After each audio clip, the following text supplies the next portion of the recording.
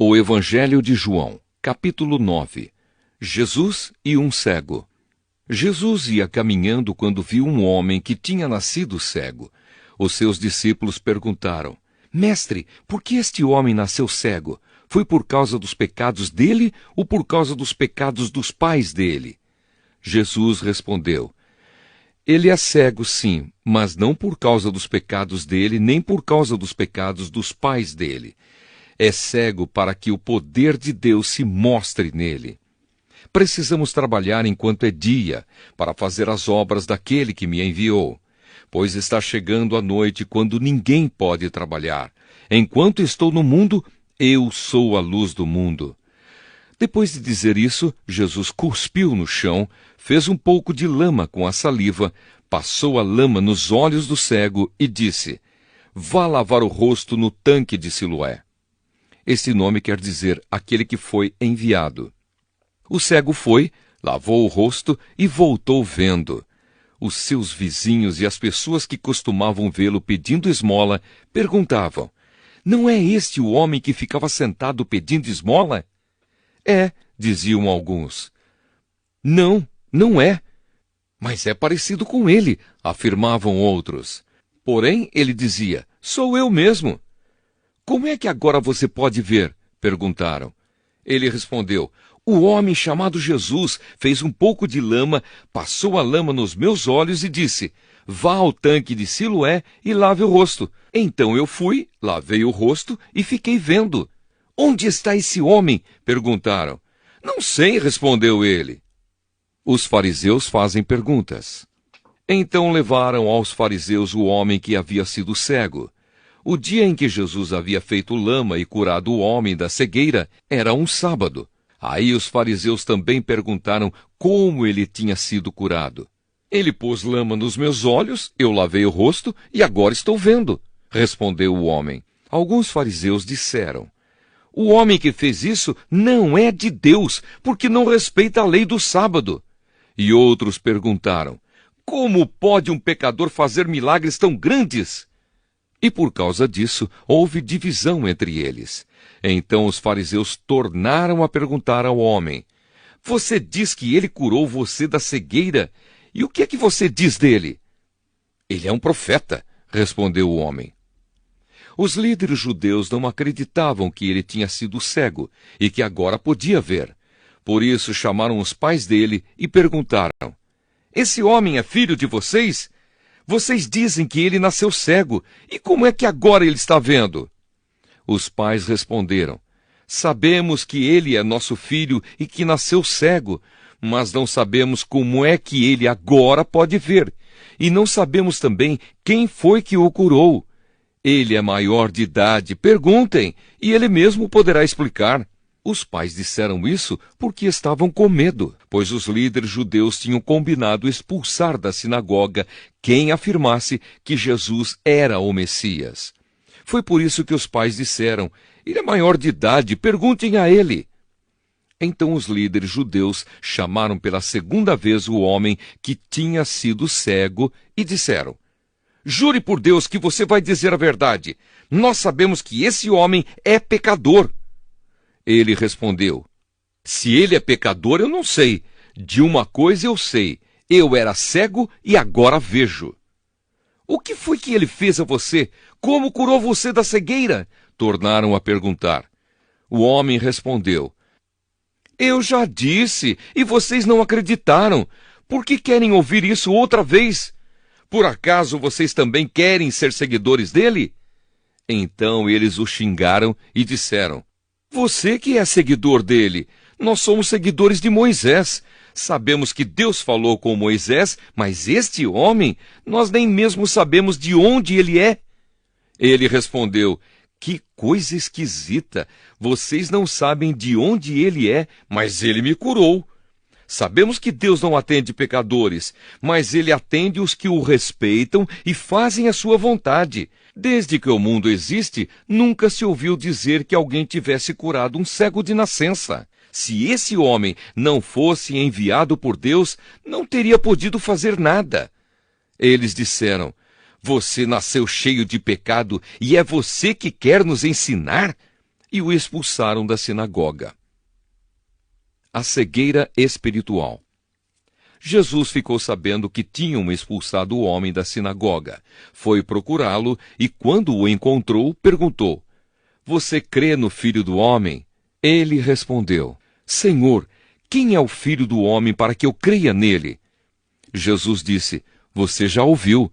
É ele que está falando com você. Eu creio, Senhor, disse o homem, e se ajoelhou diante dele. Então Jesus afirmou: Eu vim a este mundo para julgar as pessoas, a fim de que os cegos vejam e que fiquem cegos os que veem. Alguns fariseus que estavam com ele ouviram isso e perguntaram: Será que isso quer dizer que nós também somos cegos? Se vocês fossem cegos, não teriam culpa, respondeu Jesus. Mas como dizem que podem ver, então continuam tendo culpa. O Evangelho de João, capítulo 10. Jesus, o pastor verdadeiro. Jesus disse: Eu afirmo a vocês que isto é verdade. Quem não entra no curral das ovelhas pela porta, mas pula o muro, é um ladrão e bandido. Mas quem entra pela porta é o pastor do rebanho. O porteiro abre a porta para ele. As ovelhas reconhecem a sua voz quando ele as chama pelo nome, e ele as leva para fora do curral. Quando todas estão do lado de fora, ele vai na frente delas e elas o seguem, porque conhecem a voz dele. Mas de jeito nenhum seguirão um estranho. Pelo contrário, elas fugirão, pois não conhecem a voz de estranhos. Jesus fez esta comparação, mas ninguém entendeu o que ele queria dizer. Jesus, a porta. Então Jesus continuou: Eu afirmo a vocês que isto é verdade. Eu sou a porta por onde as ovelhas passam. Todos os que vieram antes de mim são ladrões e bandidos, mas as ovelhas não deram atenção à voz deles. Eu sou a porta. Quem entrar por mim será salvo. Poderá entrar e sair e achará comida. O ladrão só vem para roubar, matar e destruir, mas eu vim para que as ovelhas tenham vida, a vida completa. Jesus, o bom pastor. Eu sou o bom pastor. O bom pastor dá a vida pelas ovelhas. Um empregado trabalha somente por dinheiro. Ele não é pastor, e as ovelhas não são dele. Por isso, quando vê um lobo chegando, ele abandona as ovelhas e foge. Então o lobo ataca e espalha as ovelhas. O empregado foge porque trabalha somente por dinheiro e não se importa com as ovelhas. Eu sou o bom pastor. Assim como o Pai me conhece e eu conheço o Pai, assim também conheço as minhas ovelhas e elas me conhecem. E estou pronto para morrer por elas. Tenho outras ovelhas que não estão neste curral. Eu preciso trazer essas também, e elas ouvirão a minha voz. Então elas se tornarão um só rebanho com um só pastor. O Pai me ama porque eu dou a minha vida para recebê-la outra vez. Ninguém tira a minha vida de mim, mas eu a dou por minha própria vontade. Tenho o direito de dá-la e de tornar a recebê-la, pois foi isso o que o meu Pai me mandou fazer. Quando ouviu isso, o povo se dividiu outra vez. Muitos diziam: Ele está dominado por um demônio, está louco. Por que é que vocês escutam o que ele diz? Outros afirmavam: Quem está dominado por um demônio não fala assim. Será que um demônio pode dar vista aos cegos? O povo rejeita Jesus. Era inverno e em Jerusalém estavam comemorando a festa da dedicação. Jesus estava andando pelo pátio do templo, perto da entrada chamada Alpendre de Salomão. Então o povo se ajuntou em volta dele e perguntou: Até quando você vai nos deixar na dúvida? Diga com franqueza, você é ou não é o Messias? Jesus respondeu: Eu já disse, mas vocês não acreditaram. As obras que eu faço pelo poder do nome do meu Pai falam a favor de mim, mas vocês não creem, porque não são minhas ovelhas. As minhas ovelhas escutam a minha voz, eu as conheço e elas me seguem. Eu lhes dou a vida eterna, e por isso elas nunca morrerão. Ninguém poderá arrancá-las da minha mão. O poder que o Pai me deu é maior do que tudo, e ninguém pode arrancá-las da mão dele. Eu e o Pai somos um.